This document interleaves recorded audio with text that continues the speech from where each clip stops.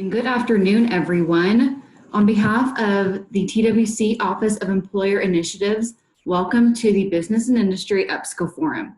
Today's session will focus on energy and petroleum refining. My name is Emily Lawley, and I am the Manager of Education and Workforce Development Outreach for the Office of Employer Initiatives. A few housekeeping items before we begin. Except for the speakers, all microphones are muted. Should you wish to pose any questions, you may do so by utilizing the chat function. This will allow you to enter your questions, which the moderator will pose towards the end of the panel discussion. We ask that if you are not presenting that you turn off your camera to reserve bandwidth. This forum will be recorded and is subject to the state's open records law.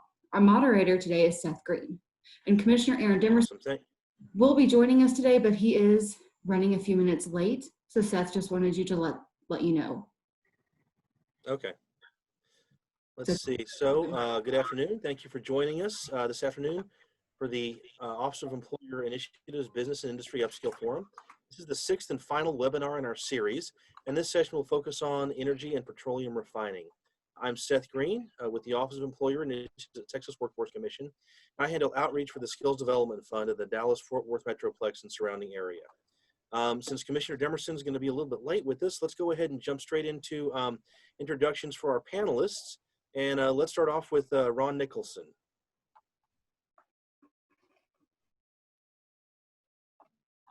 Technical difficulties already. Hey guys, good afternoon.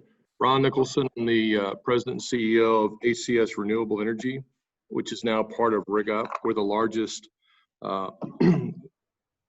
electronic platform connecting job seekers with companies and streamlining the process.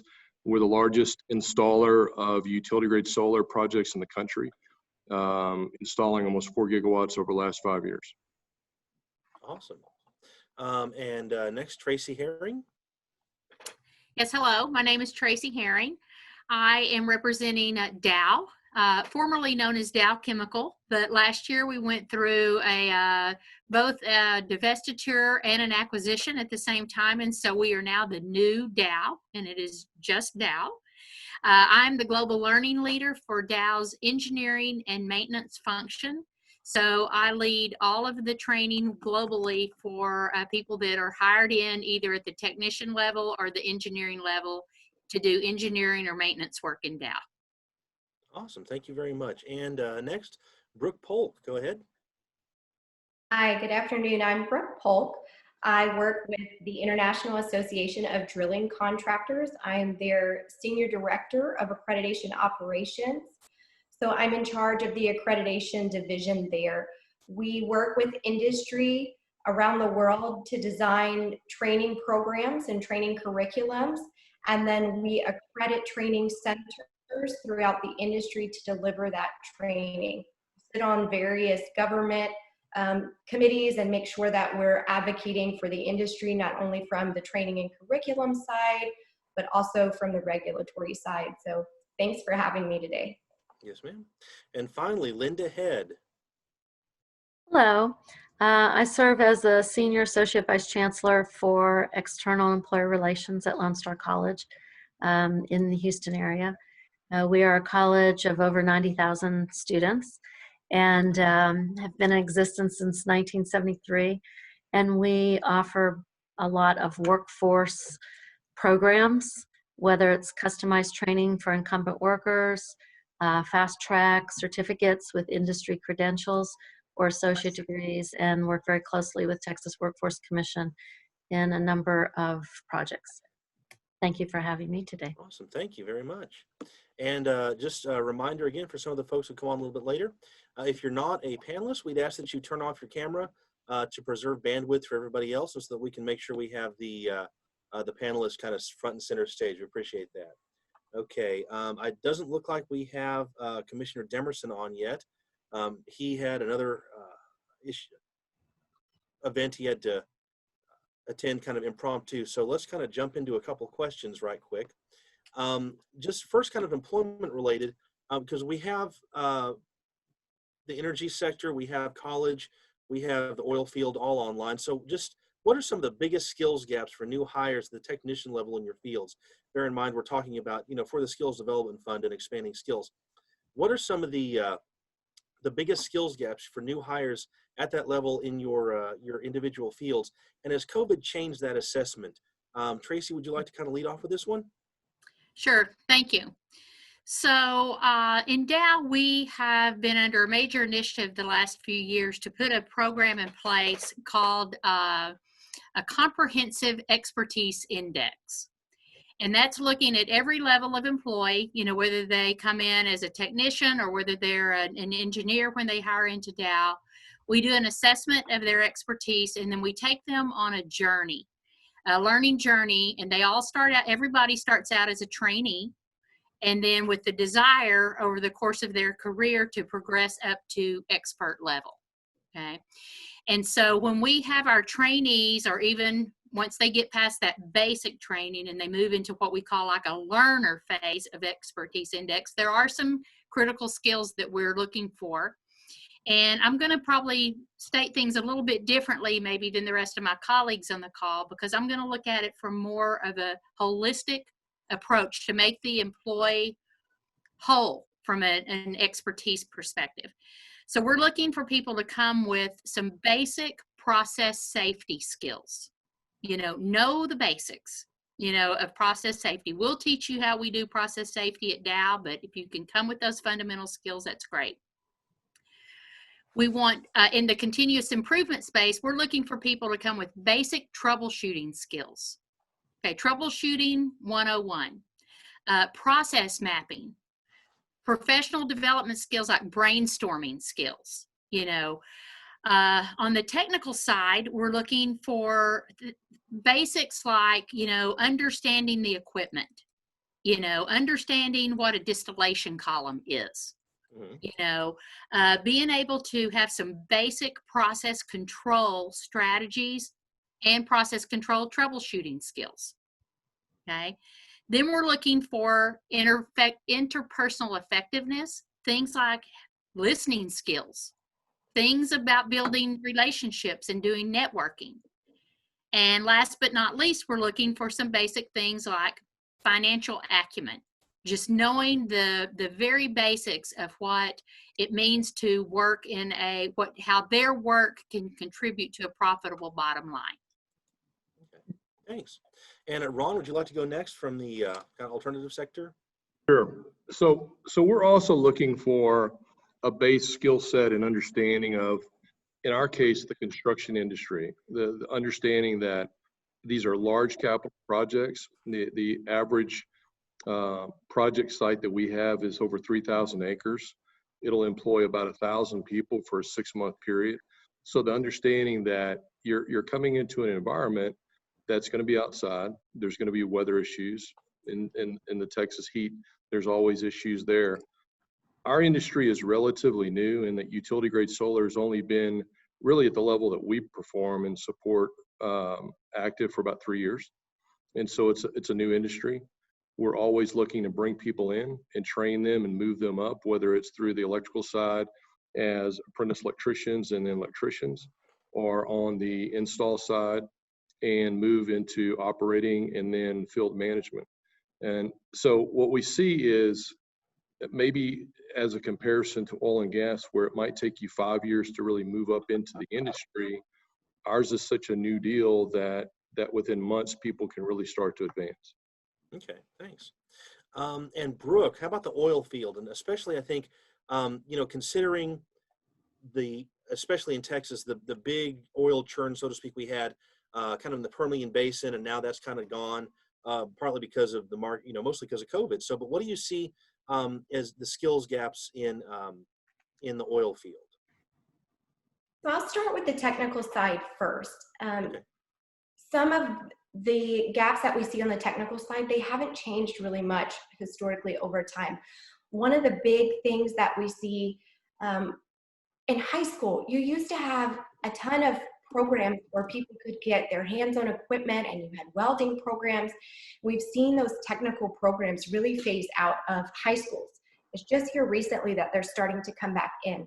So I think that is contributing to some of the skills gaps. We just don't have individuals coming into our industry or into the employment arena that have that experience, unless they have worked on a farm or they had cars that they fixed up. They just are not utilizing equipment like they used to.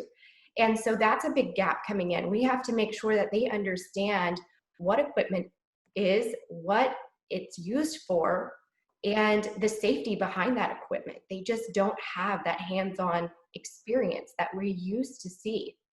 It's a different generation, different set of skills. We also see a struggle in basic mathematics. We've built a program with Lone Star College, and these are things that we built in to address. They need basic math, arithmetic, basic calculations. It's a struggle. It historically has been.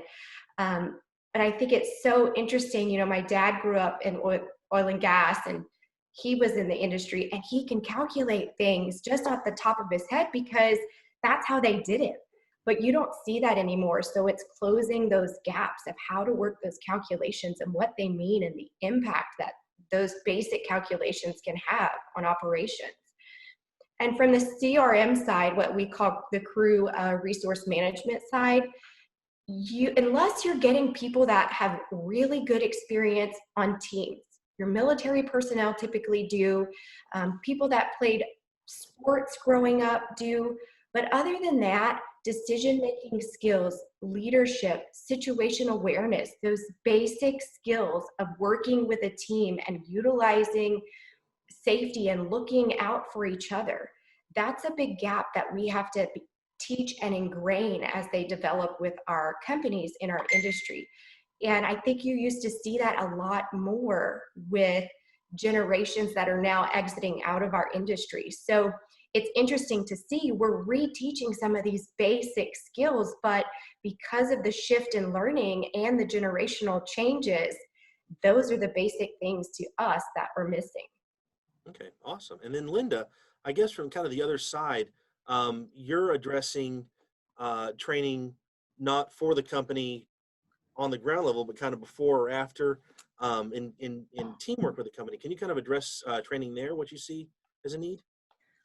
Well, in terms of incumbent worker training and why we started a corporate college is to really be able to customize for a company. And it turns out that the things that all three other panelists were just said, electricity, just had a conversation this morning with an economic development group in a school district about electricity. Everybody needs to know it. No longer are the days where you're mechanical or electrical, right? Everything ends up needing electrical and PLCs and all those kinds of things, hydraulics, pneumatics, all that. And it doesn't matter what part of energy you're talking about, whether it's upstream, downstream, pipelines, utilities, solar, wind, whatever it is, you need those electrical and mechanical skills together. So we've customized that. And when we're working with incumbent workers, you're at a much higher level of knowledge than just entry level. The second thing is those behavioral skills. And we've developed 40 behavioral skills. We actually did a training with the coordinating board in Texas with other community colleges about how to embed those in either our open enrollment or our customized classes and how to assess those. And it includes safety, of course. Safety permeates everything, and so does troubleshooting, because you can't just individually learn these skills. You have to know how to troubleshoot. That's the magic in your job. And then the last thing is supervision. You take the best at a technical skill and you promote them because they're so good at it, but that doesn't mean they're a great supervisor or foreman or superintendent. And so we've been brought in a lot in the last couple of years in just developing leadership for technical employees to help them figure out how to do that well. Awesome, thank you. And now that we've kind of gotten through the first question with all of our panelists, I believe Commissioner Demerson has gotten on the call. Commissioner, are you there? Yeah, I'm on the call, but I'm enjoying the conversation big time. And so Awesome. that you guys continue to go forward. Dale and I just got out of another activity, but I'm excited about what's taking place. It was good to see. I just saw Linda there and a couple other folks. And so I'm fortunately the commissioner representing employers here in the state and appreciate everything that you guys are doing. And so, Seth, I'm going to just listen in and be of support if you guys should ever need anything from us. But thank you for what you're doing. Yes, sir. Certainly. Appreciate that. Thank you.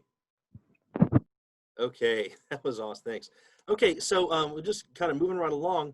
On that note, once on the job, we see certain training methods. Do you have certain training methods developed to help improve the skill set you talked about? And how much of that is comprehensive curriculum and how much of that is just on-the-job training, kind of experiential knowledge? And I guess we can start with Brooke on this one, if that's okay. Yeah, it's fine. So I think we're looking at it differently. We historically have done that mentor type program, but what we've seen now is the great crew change. We've been talking about it for a long time. Well, it's here and now it's gone. It has happened. So those really experienced people are not there to mentor. And there's a handful of them instead of having a rig full of those people to mentor. The majority of your rigs are your under 5 years of experience.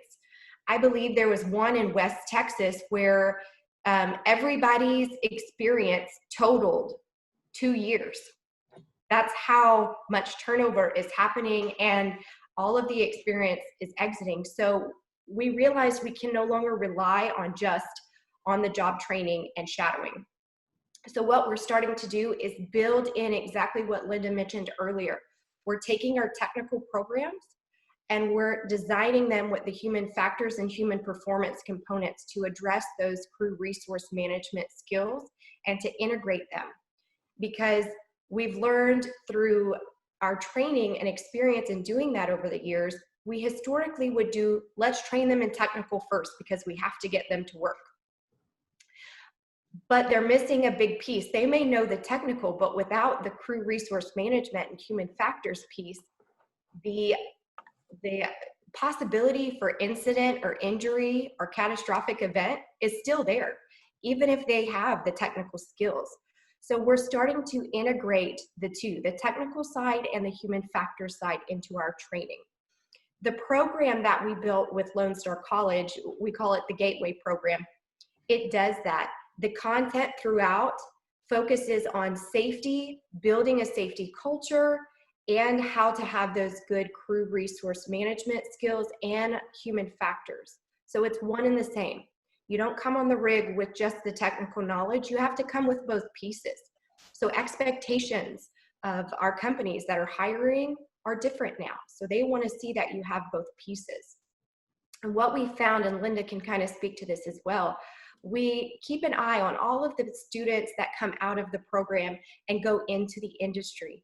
And it's very interesting. I've been able to talk to some of the companies that hire them. And even though they're some of the new employees, when we have our downturns and our layoffs, those are the people they're keeping. So it's really interesting because you ask yourself, why aren't you keeping the person that's been there 10 or 15 years? Why are you keeping the person that's been there a year? And the reason is because they have both pieces. The value and the promotability is there, so they can promote them pretty quickly. And the leadership base is already there. So they have someone they can count on. So that way they can just fill in any gaps, but they're coming pre-trained and pre-qualified with both technical and human factors so that they can advance successfully in leadership roles. And having that ground level safety culture, it starts at the ground up. So it's embedded within the company. So I think it speaks volumes to say, if you're going to keep a 1 or 2 year employee that's been through a program like this over a 15-year employee that's experienced and probably a good employee, we were missing something in the past and something is working now. And I think it's integrating those two pieces to get employees coming in that already have that baseline in both the technical and the human factors part. Awesome, thanks. And I think next let's go to Tracy on that since we're going to move from the production to the refining. Can you kind of give us a little insight on the on that on the refining side? Yeah, so at Dow, what we're doing is very similar. It's, it's not, rocket science, although we have made some shifts. So when we have what I would call two buckets, we have structured training, formalized training, and that is in the form of, self-paced learning, e-learning, procedures, manuals, job aids, etc. And then we have our traditional classroom training. And we have a lot of that at Dow. Now, what COVID has done, a lot of people might see COVID as a bad thing, and it has had its bad things. But what COVID has done in Dow for me and my team, it has helped drive home that message that guess what? Not everything has to be instructor-led in a traditional classroom, right? We had gotten a lot of resistance from that from our long-term technical SMEs who are our instructors in the classroom. They really believe that the only way to teach some of this technology was to be looking the student eye to eye in the classroom. We are now forced to convert our instructor-led training, our traditional, to virtual instructor-led training. And guess what? It's been very effective. It's very well received by the younger generation, coming into the workplace. And I want to do a shout out to our local community college partner, Brazosport College, who took some of our technical training that we've outsourced to them for decades now, and they are helping us repurpose that into virtual instructor-led. But what you have to do is you do have to have a component back on the job site. There still has to be that technical SME, that person that is going to take the new hire or the person trying to learn a new skill and go through their daily tasks, their activities, do skills checks, knowledge checks, give them a project to work on where they can do skills validation. And some of those skills validation we may have traditionally done in the classroom or on the equipment in the classroom. Now that has to be done back out at the plant or the level there. Okay. And Linda, on that front, now we're talking about virtual training, the changes that have begun in instruction, and I'm sure Lone Star College has seen a lot of that. Most colleges have. Can you speak to that a little bit, specifically in the energy sector? So overall, we have over 8,000 sections of online classes that started yesterday, and for the fall semester. So that's our new world. But in terms of skilled training, I agree with Tracy. The hardest part was getting our instructors, no offense to those of you that are watching that are our truck driving instructors or leaders, but to get our truck driving instructors and those instructors to create hybrid courses because we had to, and they did it. They embraced it. It's awesome. What's cool for incumbent worker training is we immediately in early April, hired about 10 corporate trained instructional designers and instructional technologists to help us so that we can quickly do that. A lot of traditional faculty don't know how to do that. They're the subject matter experts. We needed to do it. And part of why we needed to do it is because of workforce development and economic development in Texas. So what's pushing Lone Star and community colleges in a good way because of COVID is Texas Workforce Commission and the governor's office and the mayor's office, and because we want to keep businesses thriving. And the whole notion of how can we quickly, efficiently, professionally develop the training that's needed today for whatever a business needs today, we've had to adapt to that. And we've done it really well. An example that's not energy related is the last mile drivers for Amazon. And they needed a health and safety class. So through one of the TWC grants, we quickly put together a class with an employer company, because all of a sudden now you're delivering packages more to homes than ever before, and you have dogs and small children running around in the streets more than ever before. So they needed some specialized driver training. So we did that. And we're doing that also with Baker Hughes for their change in industry. We're doing that with some of Brooks' employer companies from IADC. We're working with one of Ron's colleague companies, partner companies, for a solar energy program. They want to start training in October. So we're putting together the resources very quickly so that we can be a true training partner, not just a traditional community college. Okay, thanks, Linda.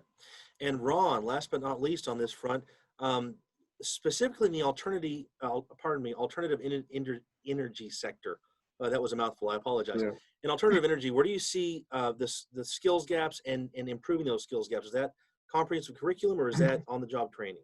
So when we first got into supporting utility grade solar, you move crews around the country. So every time you needed a 500-person crew, you moved them from California, you moved them from Florida into the area.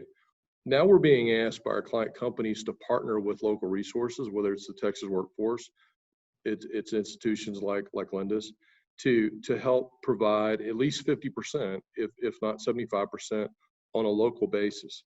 That starts with an online assessment to see if they're going to be acclimated for the site. Then that goes to safety training, because we like to think that utility grade solar is a grid parity situation.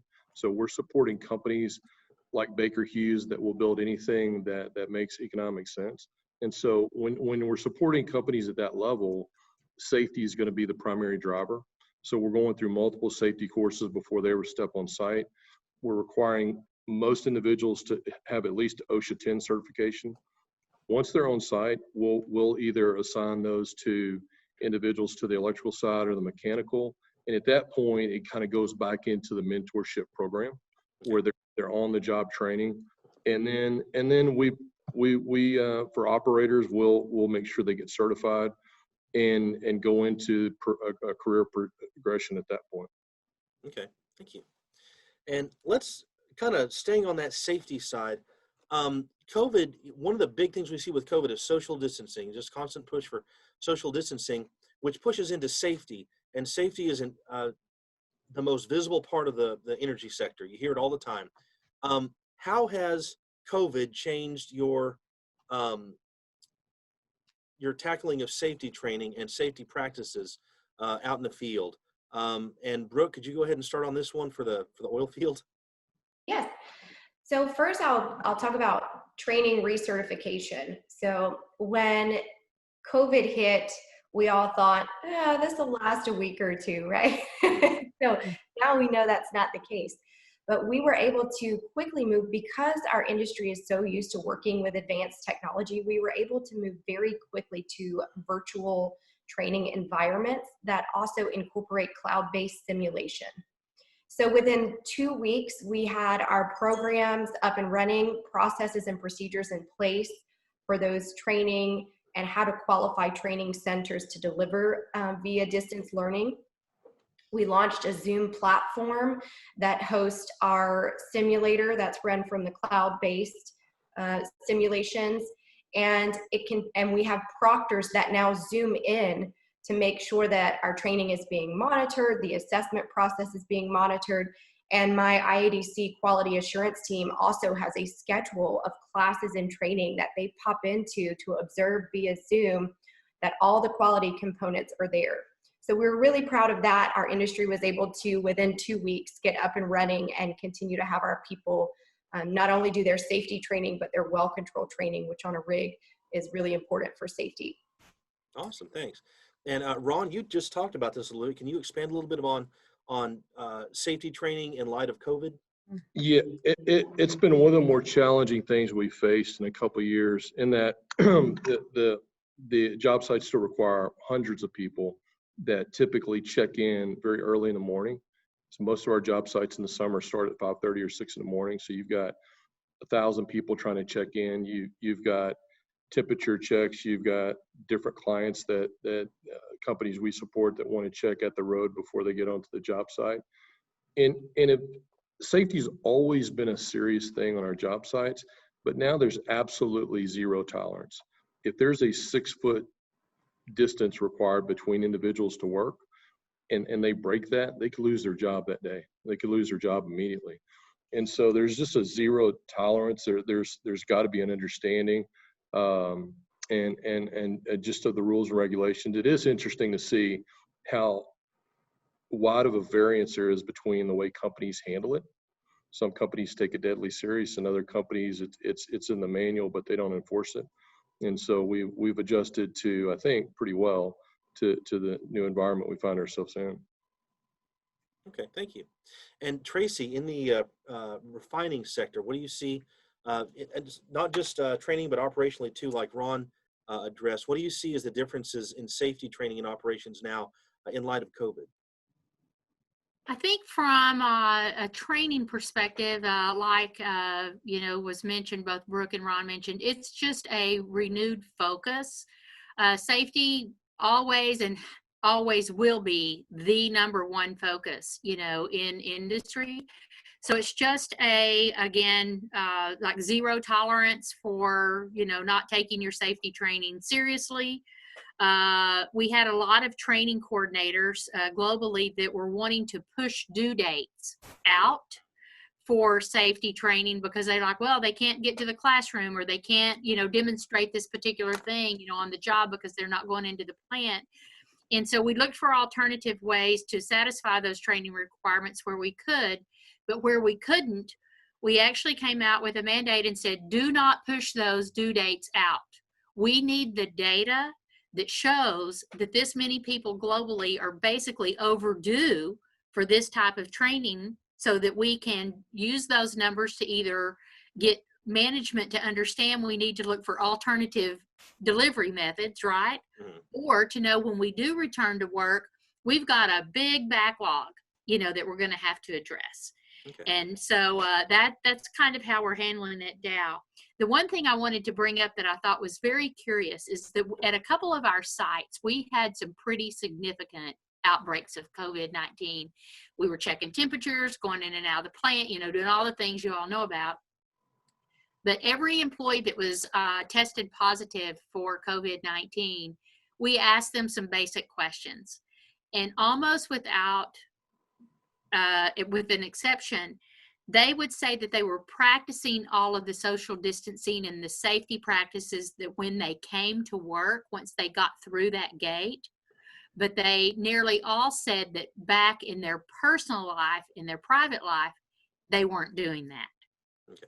So I think the question is, how do you manage it because you can't tell people what to do, at home and on weekends, but when they're bringing that into the workplace is the challenge. Okay, awesome.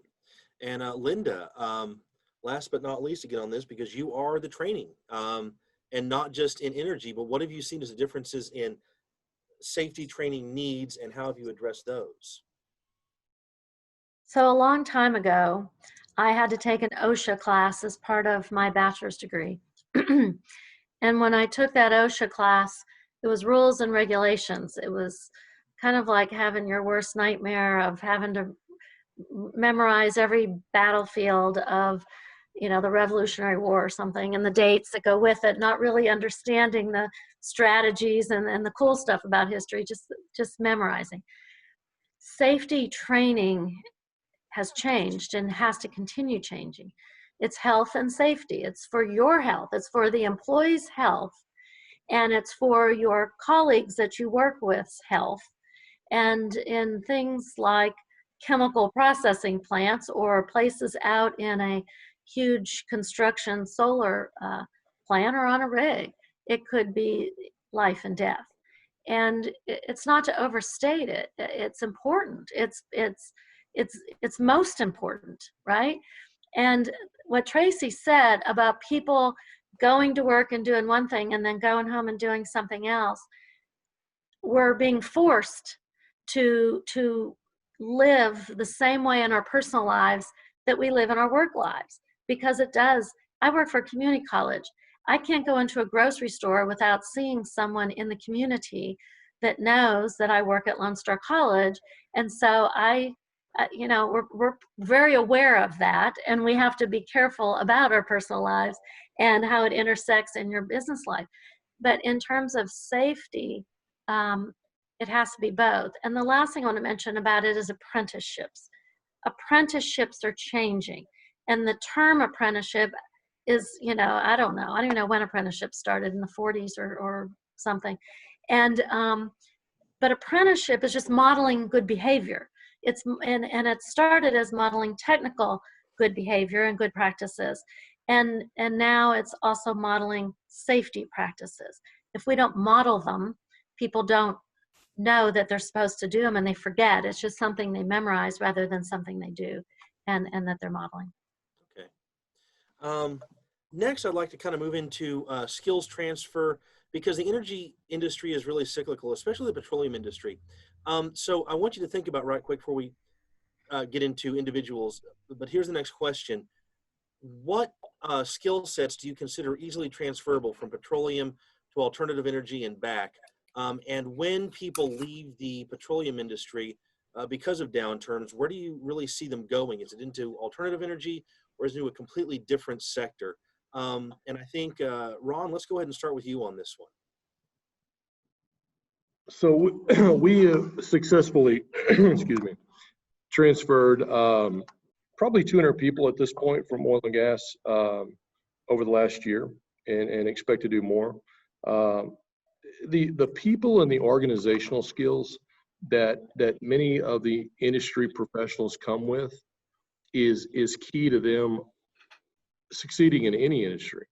Specifically, any type of operators, any type of electricians, any of the skilled trades transition extremely well, almost immediately. The biggest thing is not the skill gap coming from oil and gas. It's quite frankly the difference in pay rate, right? Oil and gas is extremely high paid industry. And so the fear among alternative energy sector is that what happens when oil and gas comes back? Do those people go right back to where they were before?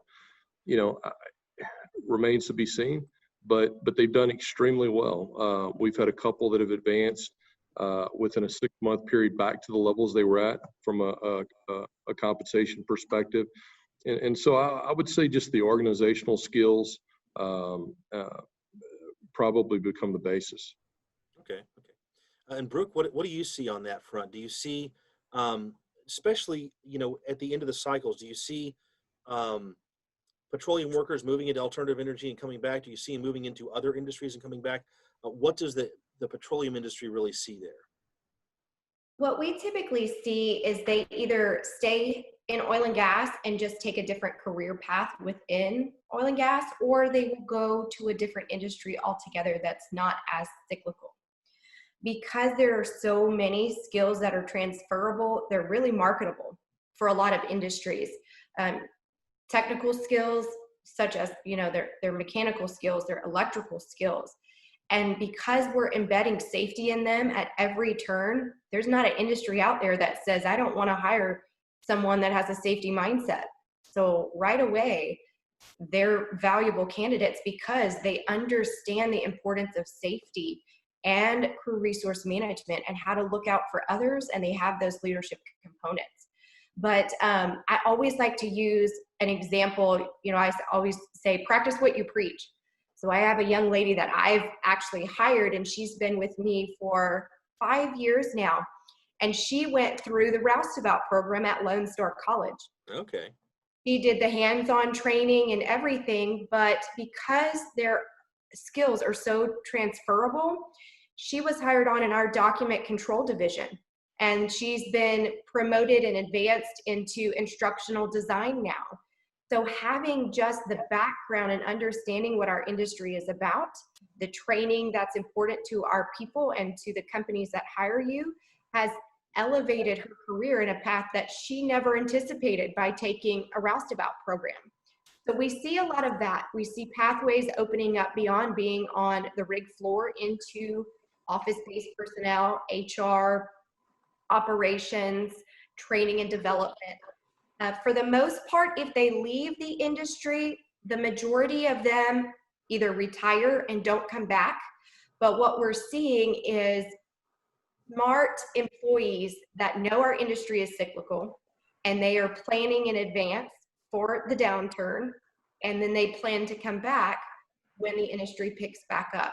I don't see very many of them going to alternative energy though, but this cycle is going to be a little bit different because what we've seen is a lot of them just decide it's retirement time. So they're not going anywhere. So it's created that unique challenge where we're not going to see as many coming back, but it's not because we're losing them to the other industries. It's because they're just at the end of their careers. Okay.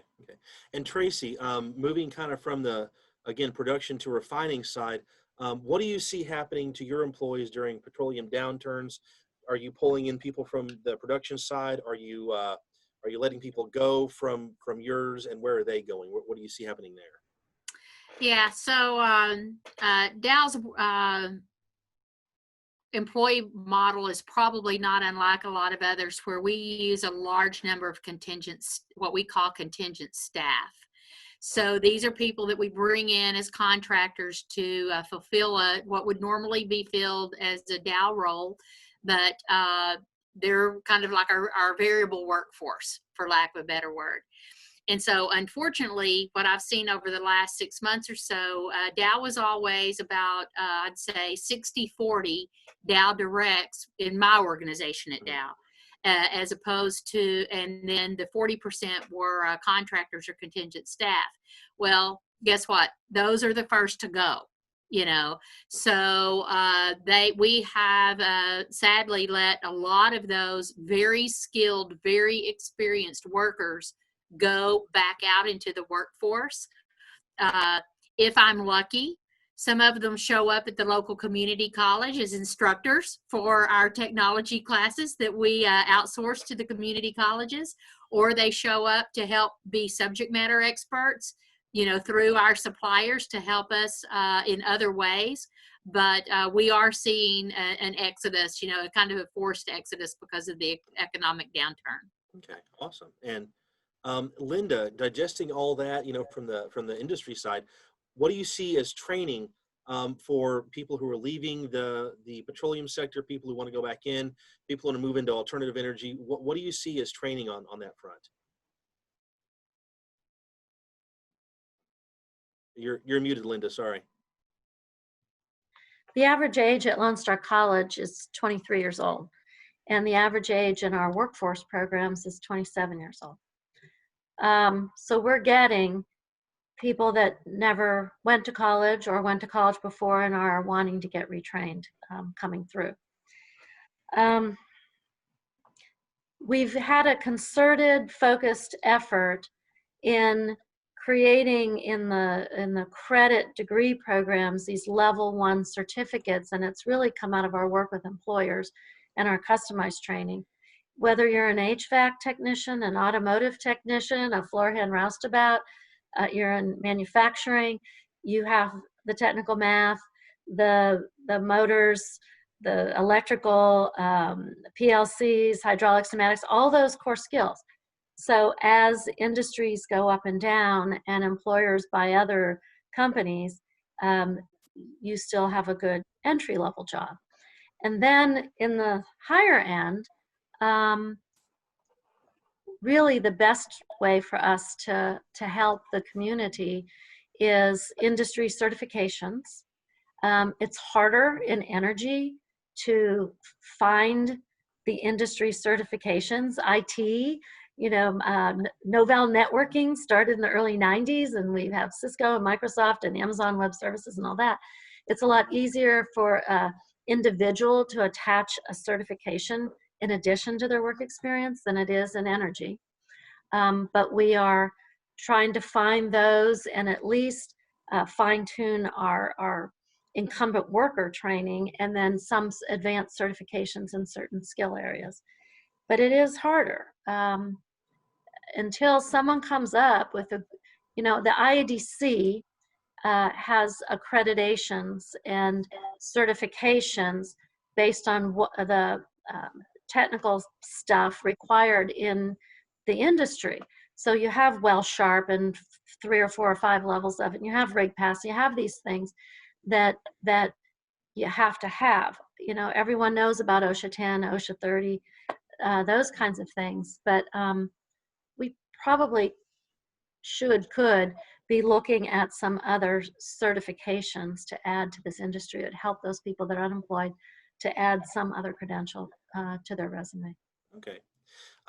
We do have one question that's come in on chat, and I'm going to read this off, try to kind of digest it because it's kind of a long question, but kind of be thinking about this to answer. What kind of metrics are being used by the industry and academia to ensure that we're not compromising the learning outcomes when predominantly hands-on classes are being converted to predominantly or fully virtual classes? Do we have any data analysis results to share? Have any been published? Linda, would you go ahead and start with that one? I'd love to. I don't want to, you can talk all day about whether it's right or wrong to be on campus right now. We are on campus in certain areas, and we've been on campus in certain areas since June 8th, following very, very tight safety measures. And the areas we're on campus first were healthcare, paramedic, and truck driving. And then we quickly brought on welding and some others. It's still not every day. It's still not all day. But we do have things that are in campus because they have to be able to demonstrate a skill. Now, on the flip side of that, we have purchased some additional learning components that we did not create, and we're working better with third-party vendors we that have maybe a 10-minute, maybe a 20-minute, maybe a something that someone has already developed nationally or globally that we can embed into coursework to add practice online and hybrid components to it, because we had to. So we are, and it's working really well because then the student has more practice in those areas. But we do have areas where we are teaching in person. Awesome. And Brooke, would you like to attack this one next? Yes, sure. So this topic is always really interesting to me. I did 2 research thesis papers on instructor-led versus online training, and over the years been able to see how that's changed since I was in college. But what we're seeing is we have to change all of our training, especially our highly technical training, our well control, to that virtual environment. And some of the feedback we're getting is excellent. So the instructors are saying they actually prefer the virtual because when they have the big simulators, the drilling simulators, they have to take more time to cycle people through them. When we use the cloud-based simulation, every person gets more time on the simulator practicing hands-on. So they're actually getting more practice time in the virtual environment than what they could get on the actual simulator in person. The instructors are able to also break out the content to where when they're practicing simulations, they can be sent to Zoom rooms and the instructor can have that one-on-one time. That's a little bit different because you usually see about 3 to 6 individuals on a simulator when you do in person. So what you think would give you less one-on-one time in a virtual setting is actually the opposite of what we are seeing. Another challenge that we were really concerned about was the higher level facilitation skills needed to deliver content in a virtual environment. You have to be not only a good instructor, but a good facilitator. You have to read your audience through a little tiny screen. And we've been able to see how our instructors are adapting to that. And one of the things we are doing on our side is we're going to start incorporating more facilitation technique training geared towards the virtual environment because it's a little bit different than gauging the classroom, their expressions when you're in person. But we also do have the analytics from our assessments and our simulation assessments.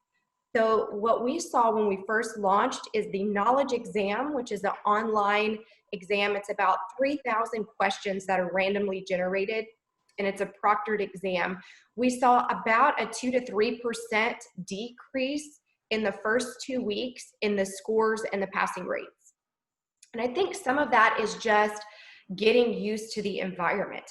because once they started getting used to it, about week 4, the scores are the same or better as the in-person training, and the same with the simulation. So the quality is still there, but what we're seeing is not only is the quality there, but you're saving on cost, you're increasing safety with COVID-19, so safer for our employees, but also these students are getting more hands-on practice, which is what we really emphasize, because that's the skills that they would need when they go out on the rig site. Awesome. Okay. And Tracy, what about you over at Dow? Oh yeah, I was sitting over here just chomping at the bit to help answer this question, and so agree with everything that's been said so far. If you're looking for metrics to use in your own organization, you know, as you're moving forward with this, or to talk to organizations about using, the things that we look at is the time to competency. Is our time to competency the same or better than it was when we started incorporating alternative training delivery methods? And I want to say, I was not implying at all that we are moving completely away from traditional brick and mortar face-to-face training. We're not. We're doing more of a blended approach. Some of it's virtual, some of it's e-learning, some of it is in traditional instructor-led, and some of it's on that job skills validation. So be thinking about, is your time to competency improving? The other measures that we use are the reduction in errors at work. Okay, so are you seeing less errors in the work as a result of the new, the multiple ways of training that we're addressing? You know, you're not just getting training one way. No. And the final one, which is I think very important to all of us, is when you have unplanned events in your plant or your work environment, and you go in, and I know we all do these root cause investigations in industry, and how many of those root cause investigations are tied directly to it being a training issue? Okay, that's something that I'm battling all the time, because training seems to be like the easy one out. Oh, they weren't trained right. And it's usually not the training issue, right? I see a lot of head shaking here. But if it truly was, if you can measure a reduction in unplanned events that were tied to a true training event, and you're showing improvement in that area, then you'll know that your learning delivery methods are working. Okay, awesome. And last but not least, Ron, would you like to speak to this? Yeah, ours is a little more challenging in that we pushed as much as we could in this environment up front on an online basis, different assessments, safety planning, even orientations are now done routinely on a Zoom call, which is kind of unique. But ultimately it's hands-on. I mean, most of ours, probably 80%, ends up being hands-on training. Certainly there's policies, procedures, there's advanced training that we've seen come along, but probably not as sophisticated from a metric standpoint as the other panelists. Okay.